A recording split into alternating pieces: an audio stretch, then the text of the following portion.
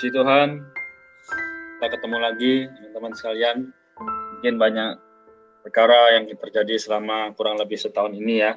Tapi kita melihat bahwa Tuhan yang mengasihi kita, menyertai kita sampai hari ini. Kita memuji Tuhan atas kasih-Nya. Oke, jadi teman-teman, kita hari ini akan bahas mengenai sudah beroleh selamat. Ya, jadi melalui ini kita akan masuk dalam topik ini. Kita akan berdoa terlebih dahulu supaya kita mendapatkan rahmat daripada Tuhan untuk mengerti mengenai perkara ini. Amin. Tuhan Yesus, kami berdoa Tuhan dimanapun kami berada, apapun yang terjadi pada kami tahu Tuhan banyak perkara yang mungkin sulit bahkan tidak bisa kami hadapi, akan membuat kami depresi atau mungkin mundur. Tapi biarlah Tuhan Dikau yang menambahkan iman kepada kami, dan sehingga kami boleh menjadi orang yang terus bersandar kepadamu apapun yang terjadi. Tuhan, dapatkanlah sharing firman hari ini bisa memberkati kami semua. Terima kasih Tuhan, kami memuji-Mu.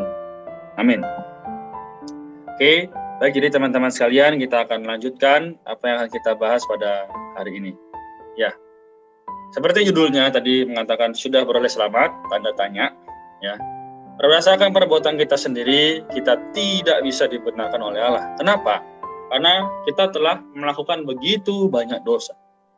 Jika kita memikirkannya, kita bisa gelisah. Tidak berani menganggap diri kita telah beroleh selamat. Ini juga yang saya alami dahulu. Ya, ketika saya melihat bahwa saya ketika menjadi orang Kristen kok hidup saya masih belum berubah. Ya, dengar begitu banyak khotbah, tapi hidup tidak berubah. Apa yang saya hadapi, apa yang saya jalani, kenapa masih dosa, dosa, dan dosa? Teman-teman sekalian, kita perlu sadar bahwa Tuhan kita, Allah kita Yesus Kristus, mengetahui setiap kelemahan kita.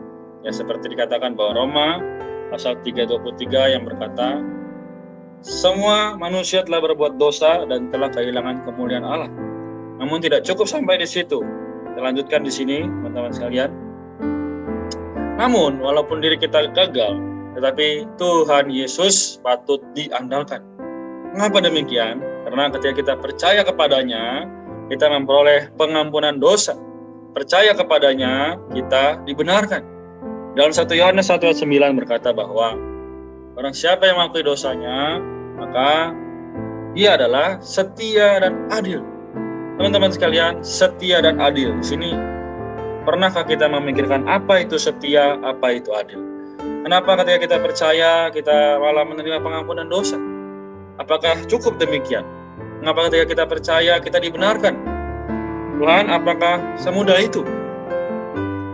Tapi melalui pembahasan ini teman-teman, mari kita buka mata hati kita gunakan roh kita supaya bisa menerima setiap perkataan Tuhan.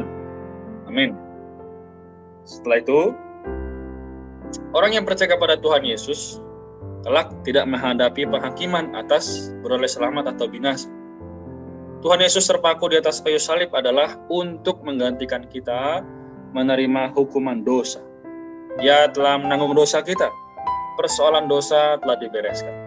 Teman-teman, kalau kita lihat di dalam Filipi pasal 2 ayat 8, dikatakan di situ bahwa Dia yang meninggalkan segala sesuatu, ya, bahkan menjadi manusia yang berdosa. Ya, teman-teman sekalian, kita tahu bahwa Dia meninggalkan segala sesuatu itu agar apa, teman-teman? Agar Dia bisa menjadi manusia dan Dia disalibkan. Namun dikatakan di sini, dan dalam keadaan sebagai manusia, Ia telah merendahkan dirinya dan taat sampai mati, bahkan sampai mati di kayu salib. Ini bukan untuk menunjukkan bahwa Dia itu hebat atau bagaimana, tapi Dia menunjukkan bahwa inilah kasih-Nya, supaya kita yang dulu dosa, yang binasa, tapi kita yang harusnya menerima penghakiman, ya, Dia akhirnya menggantikan kita di kayu salib untuk dihakimi, untuk menjadi dosa karena kita. Teman-teman, oleh karena itu, selama hidup kita, apapun yang kita hadapi dari setiap masalah, apakah kita sadar bahwa Tuhan, seharusnya aku datang kepadamu setiap hari, atau malah kita lari kepada hal yang lain? Hari ini rohani, besok tidak. Hari ini rohani, besok tidak. Bisakah demikian? Teman-teman sekalian, harusnya kita menyadari bahwa Tuhan, hari ini aku berdosa, aku perlu diselamatkan, aku perlu dirimu, aku perlu dirimu. Selanjutnya, apakah beroleh selamat atau tidak berdasarkan perasaan? Ya, ini boleh menjadi perenungan kita juga. Kita lihat di sini, Allah berfirman, jika kita percaya Yesus Kristus, kita mendapatkan karunia keselamatan. Ia sendiri yang mengatakannya telah menjadi ketetapan. Masih adakah yang diragukan? Terhitung apakah perasaan kita? Apakah artinya pikiran-pikiran orang lain? Teman-teman sekalian, jangan sampai kita menjadi orang yang ragu. Ya, aku sudah beroleh selamat hari ini, masa sih? Tapi aku bisa berbuat dosa lagi. Nanti teman-teman pada bilang, kamu masih jahat, kamu masih buruk. Untuk apa jadi orang Kristen? Teman-teman sekalian, mari kita memalingkan pikiran kita. Kita melihat bahwa apa yang telah kita lakukan dahulu, bahkan hari ini pun, telah dibereskan di atas kayu salib. Telah disucikan di sana. Dan Dia telah menebus kita dari dosa, supaya kita tidak lagi melakukan kebiasaan-kebiasaan yang lama. Teman-teman sekalian, moga kita bisa memiliki satu pemikiran yang sama ya, bahwa sepanjang hidup manusia itu penuh dengan penderitaan. Ya. Entah itu dia bekerja, entah itu dia hidup, entah itu dia ngapain saja, pasti menderita. Tapi apakah teman-teman sadar semua penderitaan itu karena ada dosa? Mari kita palingkan pikiran kita lihat. Tuhan, aku mau mengambil Engkau sebagai kelegaanku. Ya. Oke, sekarang kita melihat bahwa di sini Allah berkata bahwa kita telah beroleh selamat. Itu sudah cukup. Ya, karena firman-Nya adalah jawaban yang paling tepat. Kalau Allah dengan begitu lapang telah menyatakan kesetiaannya, maka kita harus dengan mutlak percaya dan menerima firman-Nya bukan dengan perasaan, tapi menerimanya dengan roh kita. Ya, karena firman-Nya adalah ya dan amin. Itu yang dikatakan bahwa supaya kita hari ini bisa memiliki satu tujuan yang jelas, agar tidak terlalu memikirkan perkara-perkara yang di belakang. Amin ya. Sekarang kita lanjut lagi. Bagaimana supaya saya tidak hidup berdasarkan perasaan? Ya. Yaitu setelah mengetahui seorang beroleh selamat, kita tidak boleh sembarangan berbuat dosa. Nah, itulah yang dikatakan supaya kita tidak hidup berdasarkan perasaan. Yaitu jangan lagi kita seperti mengulang-ulang kesalahan yang sama. Tuhan sudah mengampuni, kita ulangi lagi. Tuhan sudah mengampuni, kita ulangi lagi. Don't be like that. Kita harus maju. Teman-teman sekalian, kalau seorang saleh mengetahui bahwa dirinya telah memiliki hidup yang kekal, dirinya adalah warga kerajaan Allah, maka dalam segala hal, baik tutur kata, perbuatan, atau perilakunya, pasti belajar menyerupai yang surgawi. Maka hari ini kita harus menyadari bahwa kita adalah umat kerajaan Allah. Kita adalah milik Allah. Saya, teman-teman sekalian yang mendengar, kita adalah milik Allah. Bukan lagi milik sendiri. Oh, hari ini saya dosa. Ya sudah, saya berdosa sendiri. Tidak. Kita berdosa, kita bertobat, maka kita memiliki satu perasaan yang dalam. Tuhan, terima kasih. Hari ini aku memiliki persekutuan yang intim dengan Tuhan. Kapan terakhir kali kita memiliki pembicaraan, ya, obrolan yang sangat nyaman dengan intim pada Tuhan? Ya, apakah kemarin? Apakah barusan? Atau bahkan, minggu lalu saya baru memiliki percakapan intim dengan Tuhan. Dan teman-teman, kapan waktu yang terbaik? Yaitu pagi hari. Sebelum kita sibuk melakukan segala hal, sebelum kita lelah, kita bicara pada Tuhan. Kita naikkan permohonan padanya. Sehingga dalam setiap kehidupan kita, ya, Senin, Selasa, Rabu, Kamis, Jumat, Sabtu, Minggu, dan seterusnya bergulir demikian, kita tidak lagi menjadi usah, tapi melihat bahwa ini adalah karya agung Allah. Yang dikatakan Roma pasal 8 ayat 8, mereka yang hidup dalam daging tidak mungkin berkenan kepada Allah. Jadi, kesimpulannya atau jalan keluarnya, janganlah kita hidup dalam daging. Daging artinya mengingini atau hidup berdasarkan apa yang manusia sukai, bukan apa yang Allah sukai. Teman-teman, Allah membenci dosa, seharusnya kita juga membenci dosa. Hari ini dosa sangat mudah sekali diperoleh. ya, melalui genggaman tangan kita, media sosial, lingkungan sekitar, pembicaraan kita, bahkan kita berpikir negatif pun itu sudah dalam daging. Lalu bagaimana supaya kita bisa lepas dari perkara ini? Ya, teman-teman sekalian,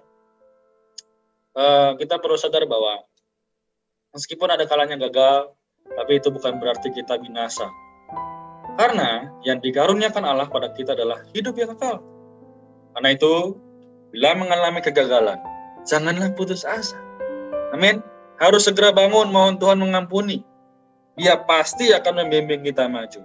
Ya, percaya dengan iman bahwa Dia telah membimbing kita maju sampai hari ini masih bisa hidup, mengasihi Tuhan, mengasihi Alkitab, karena diri Allah ada di dalam kita. Dan diri kita ada di dalam Allah. Inilah yang tidak bisa dipisahkan. Seperti dikatakan dalam Yohanes pasal 15, bahwa kita adalah ranting-rantingnya. Dan kalau kita tidak tinggal di dalam Dia, kita tidak dapat berbuat apa-apa. Oh teman-teman, moga pembicaraan kita yang singkat ini bisa menerangi hati kita, membuat kita menyadari bahwa Tuhan, ternyata selama ini aku kurang ada hubungan denganmu. Tuhan, ternyata selama ini aku masih salah tangkap mengenai bagaimana aku bisa memperoleh hidup yang kekal. Jadi teman-teman sekalian, untuk kesimpulan ya, pada hari ini saya bisa mengambil satu kata perkataan ya di dalam satu buku ya. Jadi dulu aku tidak tahu bahwa diriku adalah orang yang telah beroleh selamat, maka aku hidup sembarangan. Aku takut kalau di dunia ini aku membuang segalanya untuk Tuhan, tetapi pada saat penghakiman Allah memutuskan aku binasa. Ya, sudah tidak ada kesenangan dunia, ditambah tidak mendapatkan kebahagiaan kerajaan sorga. Tetapi sekarang aku telah mengetahui kebenaran tentang beroleh selamat, karena aku adalah warga kerajaan sorga. Maka aku tidak mau lagi hidup dengan sembarangan di dunia ini. Teman-teman sekalian, semoga melalui firman pada hari ini, saat ini juga, ketika kita mendengar perkataan ini, marilah kita penuh dengan sukacita dan hati yang bersyukur kepada Tuhan, bahwa terima kasih ya Tuhan, ternyata hari ini aku orang dosa yang tidak layak dan harusnya binasa, namun beroleh keselamatan, beroleh pengharapan bahwa aku bisa mendapatkan pahala itu. Namun memang teman-teman, sekali lagi perlu membayar harga.